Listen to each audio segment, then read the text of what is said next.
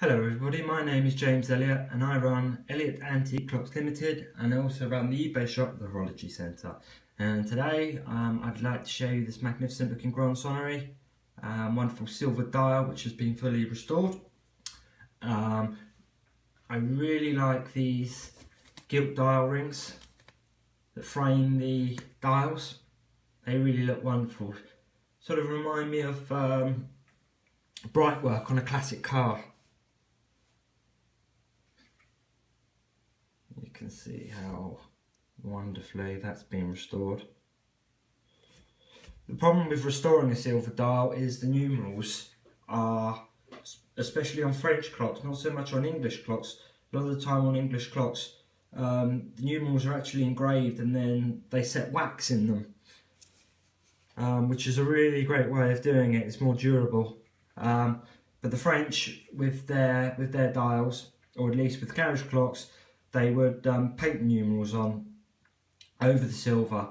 So once the silver goes off, like it did on this particular clock, it was all horribly tarnished. If I attempted to clean that myself, I would just wipe away all the original numerals, and I wouldn't have known what was there or really how to replicate them. So rather than doing it myself, which would not have been the correct thing to do, I sent it to my professional dial restorer, and she's an artist and she takes a photocopy of absolutely everything and then retraces all the numerals in after she's resilvered the dial, cutting it back slightly, obviously taking the gilt dial rings off, cleaning them separately, and it looks absolutely marvellous. Handsome case, unblemished dial. There we can see the Grande Sonnerie with its massive striking barrel. So with the Grande Sonnerie, the hours and the quarters are rung out on every quarter. So for instance, at 12:15 it will strike 12 times, and then it will do a ting-tang for the quarter. So one ting-tang for the quarter, and then again 12 at 12:30, and then two ting-tangs, and then 12 at 1:45, it would do 12, and then three ting-tangs.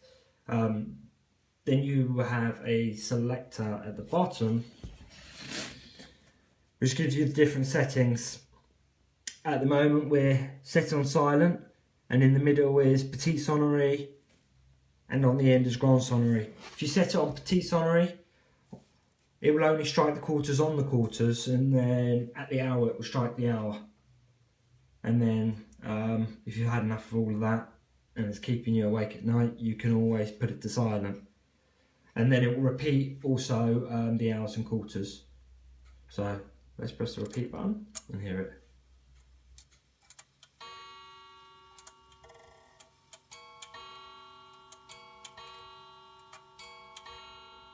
Gongs sound wonderful. So as you can see, the movement's been fully overhauled. So the whole clock has been comprehensively restored. Put my teeth in. The clock is not signed, but you find later clocks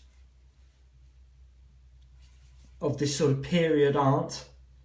They would have normally been signed by a retailer. But there's no sign of a retailer signature on this dial, so rather than fake one, or there's just no point. I could have had a signature put on the dial, but it's dishonest at the end of the day, misrepresenting the clock, and obviously if there was a signature there, I would have had it reinstated. So let's go up and then have a look at the clock's escapement. All glass panels are fantastic condition. I mean, the whole clock is, you can't fault it. It's a wonderful thing. Very heavy, very substantial. The proportions of the case are marvellous. The clock is completely unwound at the moment. So I have a winding key here that I found for the clock. I just need to give it a clean. That's a nice old winding key, and you'd be paying about sort of I don't know, £30 for that on eBay, and that will come with the clock. So let's give it a wee bit of power. Not all carriage clocks self-start. They've got quite a heavy sort of balance wheel, so, but you can see the amount of power that I put on there. Very small amount, and it is it really is pumping away.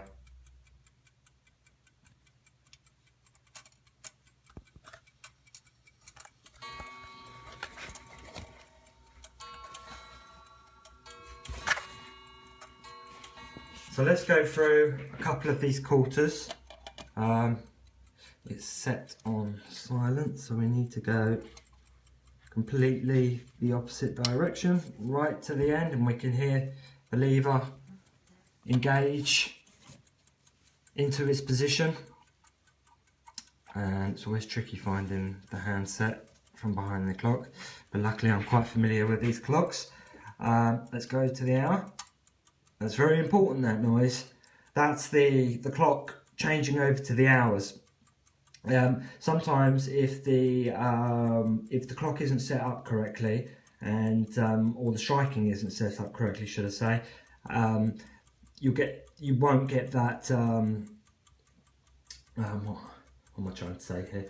You won't get that good sleek action, and that can actually stop the clock. So if it hasn't fully engaged over and it's sort of halfway because it's a little bit tired, that can stop the clock. So that's very important, that noise.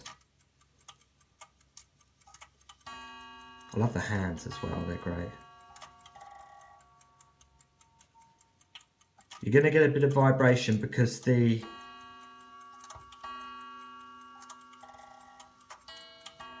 back door is open.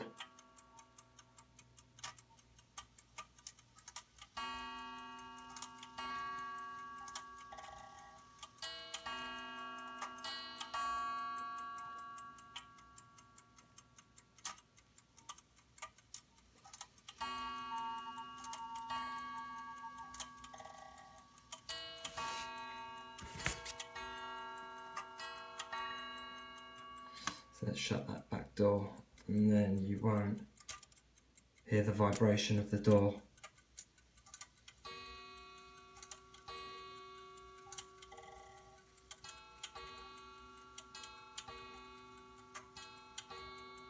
Marvellous. So there you have it. Another beautifully restored clock. Well below retail prices. Well, I say well below. Much better. And if you have any queries or any comments, please don't hesitate to contact me. My email address is below this video, and I look forward to hearing from some of you in the very near future. Thanks for watching. Bye for now.